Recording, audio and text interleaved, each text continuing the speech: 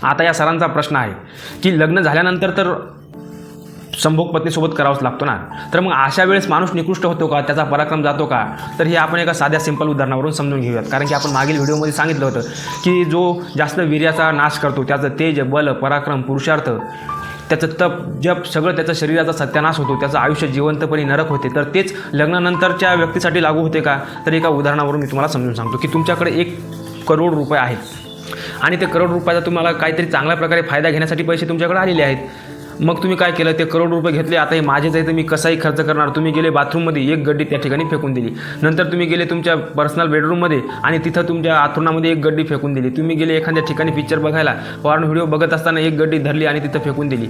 असं करत असताना तुमचे जे पैसे संपून जातील आणि नंतर तुम्ही नक्कीच गरीब व्हाल. तुमचा पराक्रम, पुरुषार्थ, तेज निघून जाईल. परंतु त्याचा सदुपयोग कसा आहे, तुमचं लग्न झालं, 25 वर्षापर्यंत ते कोटी रुपये तुम्ही सांभाळून ठेवले आणि त्याच्यानंतर त्या पैशाचा ज्यासाठी पैसे मिळाले त्यासाठी खर्च केले. जसं की काय, की तुम्हाला घर बांधायचं होतं, तुमची पुढील पिढी सुरक्षित, मजबूत, निरोगी ठेवण्यासाठी ते पैसे तुम्ही तुमच्या पत्नीच्या हवाले केले, म्हणजे इन्व्हेस्ट केले ते कोटी रुपये. आणि त्याच्यानंतर तुम्हाला सुदृढ, मजबूत, संस्कारवान, तेजस्वी, तपस्वी बालक झाले. तर अशा वेळेस तुम्ही तुमच्या वीर्याचा सदुपयोग घेतलेला आहे आणि हे सृष्टीचक्र हे संभोगावरच चालते.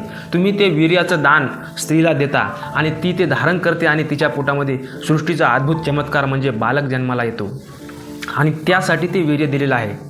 आणि पत्नीसोबत संभोग करणं म्हणजे वीर्याचा नाश नाही, त्या समभोगाचा आनंद दोघंजण तुम्ही घेत आहात.